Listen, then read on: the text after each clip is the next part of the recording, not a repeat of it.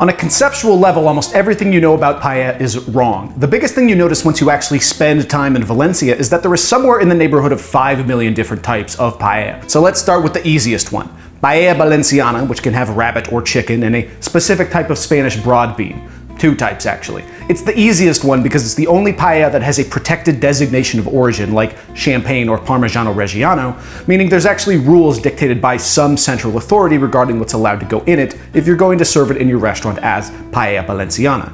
None of the rest of these have any actual rules, so keep that in mind.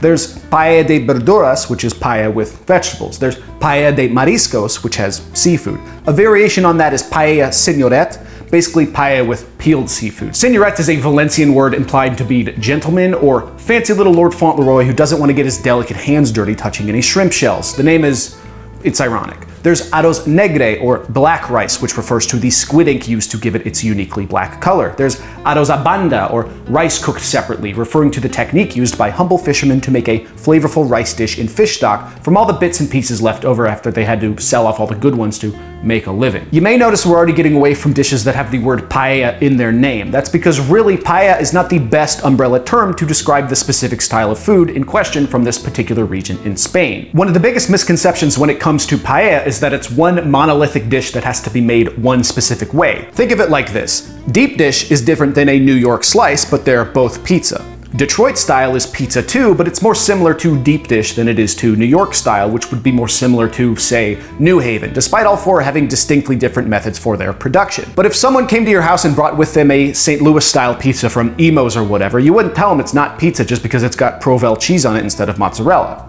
No. You would call the police and have them arrested. It's more accurate to say paella is one type of arroz valenciana, or Valencian rice. Specifically, paella is an arroz seco, or dry rice, referring to the fact that traditionally you cook it over an open flame until all the liquid not absorbed into the rice has evaporated, allowing a nice crispy layer known as the socarat to form at the bottom.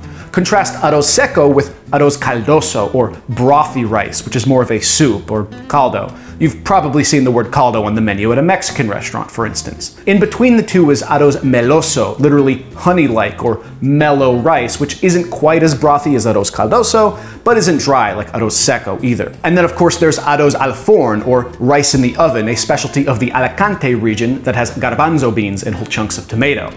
I'm realizing just now I put a little stank on the word garbanzo a moment ago. I didn't mean to do that. I was kind of in the zone with the pronunciations and I got carried away. Sorry. None of those last few are really paella though, because they're not cooked in the wide, shallow pan called a paella, from which of course the dish gets its name. But they belong in the same, shall we say, matrix as paella because they're rooted in the same culinary tradition and all come from the same region in Spain.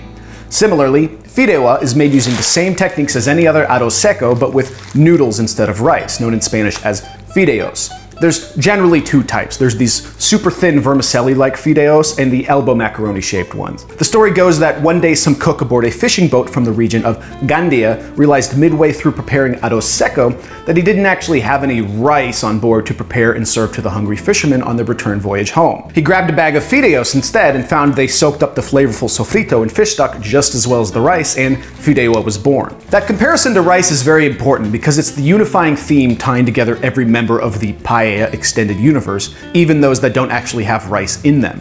Squid or shrimp, chicken or rabbit, it makes absolutely no difference if the rice isn't taken care of first and foremost. If you take anything away from this video, let it be this. Paella is not a seafood dish. It is not a chicken or rabbit dish. Paella is a rice dish. The rice is the most important part. This is something that's made evident when you're looking for somewhere to eat in Valencia, as most of the restaurants that serve paella bill themselves as arrozarias. For example, take a look at these 2 menus from the same restaurant in Valencia.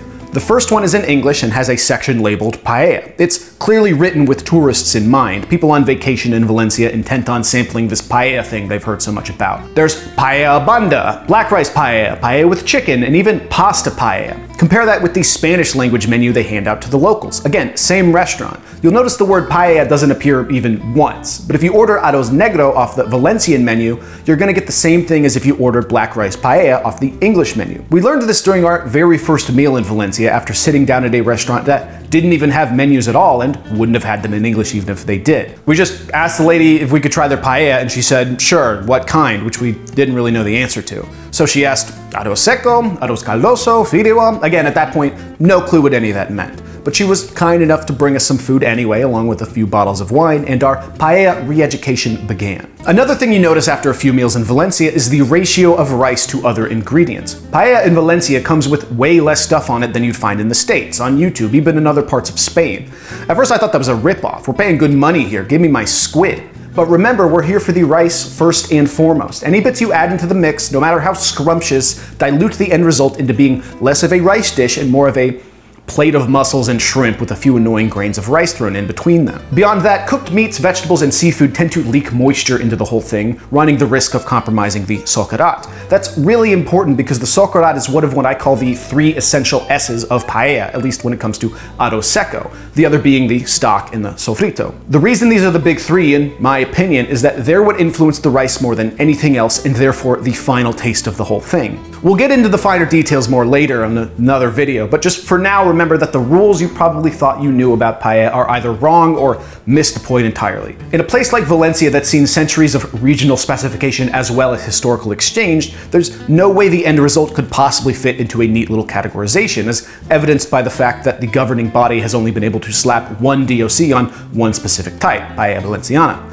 I understand that may be frustrating to those online who can't just hop on a plane at a moment's notice to Europe, and therefore whose only chance to immerse themselves in a cultural niche is to try and quantify and digest as many minute details as possible. But that's life, I guess. The good news, though, is that you can still cook something at home that captures the essence of arroz valenciana while eschewing the unnecessary rules and hangups. I still gotta finish shooting that part, though, so stay tuned and start saving up for some saffron threads.